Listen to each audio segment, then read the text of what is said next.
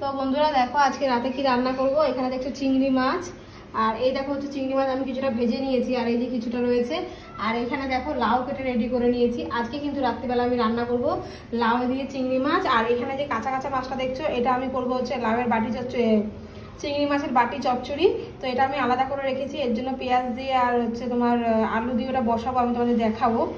আর এটা হচ্ছে ভেজে রেখেছি। আর এই যে লাউটা, চলো তাহলে রান্নাটা স্টার্ট করি।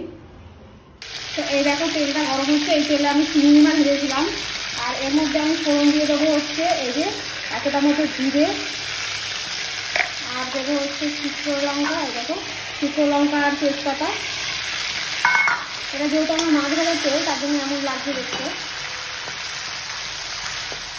তো দেখো এটা ভাজা ভাজা হয়ে গেছে। এবার আমি এর ভেতরে লাউগুলো দিয়ে দেবো।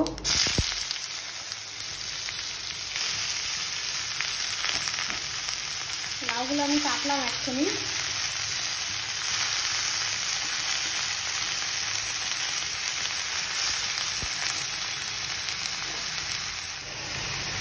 তো দেখো লাউগুলো দিয়ে দিয়েছি।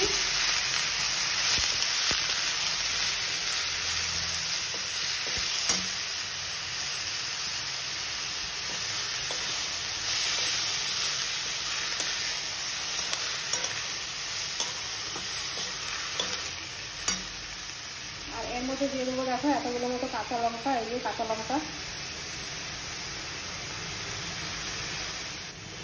এবার দিয়ে দিলাম হলুদ,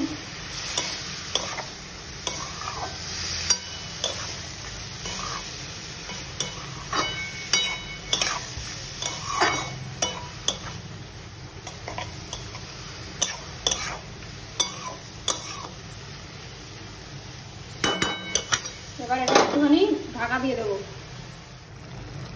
এই যে লাউটা কিন্তু হয়ে এসছে। এই যে চিংড়ি মাছগুলো দিয়ে দিয়েছি। এবার আরেকটু ঢেকে দেবো। চিংড়ি মাছগুলো দেওয়া হয়ে গেছে, এবার আরেকটু ঢেকে রাখবো। এই দেখো আমাদের লাউ চিংড়ি কিন্তু রেডি। আমি নামিয়ে নিয়েছি লাউ চিংড়িটা। কেমন হয়েছে তোমরা জানাবে অবশ্যই কমেন্টের মাধ্যমে। এই হচ্ছে আমার লাউ চিংড়ি। তো দেখো এই যে চিংড়ি মাছের কিন্তু একটা ডাঁটা সামনে থাকে আর একটা কিন্তু পেছনে থাকে, তো দুটো থাকে। তো এই দেখো এতগুলো চিংড়ি মাছ আমার কাছে রয়েছে, এটা দিয়ে আমি এখন বানাবো হচ্ছে বাটি চচ্চড়ি। তো চলো তোমাদের সাথে শেয়ার করব। তো বন্ধুরা এই দেখো আমি চিংড়ি মাছের বাটি বসানো করব।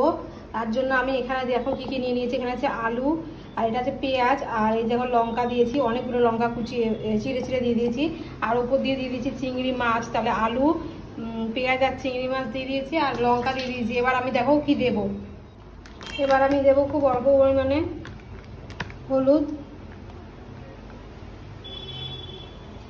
খুব বেশি দেবো না।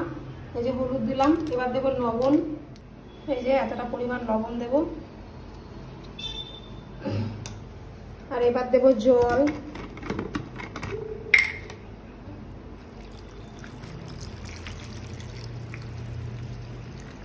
এই যে জল দিয়ে দিলাম।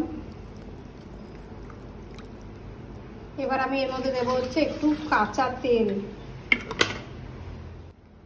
এই যে দেখতে পাচ্ছ উপর দিয়ে কাঁচা তেল দিয়ে দিলাম, ব্যাস হয়ে গেল। এবার আমি এটাকে এমন করে বসিয়ে দেবো, দিয়ে এটা ফুটে গেলে মোটামুটি এটা ধীরে ধীরে করে হবে। অনেক গ্যাসটা একদম লো ফ্লেমে করে আমি এখন বসিয়ে রাখবো আধা ঘন্টা পৌনে 1 ঘন্টার জন্য। তারপর এটা রেডি হয়ে যাবে। তো রেডি হলে দেখাচ্ছি।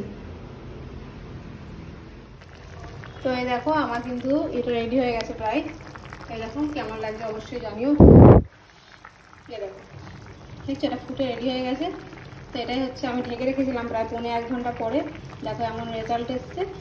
জলটা আরেকটুখানি শুকালে আমি নামিয়ে নেবো। তো এই হচ্ছে ফাইনাল রেজাল্ট। আর ভীষণ সুন্দর গন্ধ আসছে। যে রান্না না করবে সে বুঝতে পারবে না, একবার রান্না করে অবশ্যই ট্রাই করবে। খুব ভীষণ সুন্দর গন্ধ আসছে। তো অবশ্যই কিন্তু ঘরে একবার সবাই ট্রাই করবে। তো আমি আরও 5 মিনিটের জন্য ছেড়ে দিচ্ছি এটা ঢাকনা দিয়ে আরও 5 মিনিটের জন্য ছেড়ে দিচ্ছি, এটা হোক।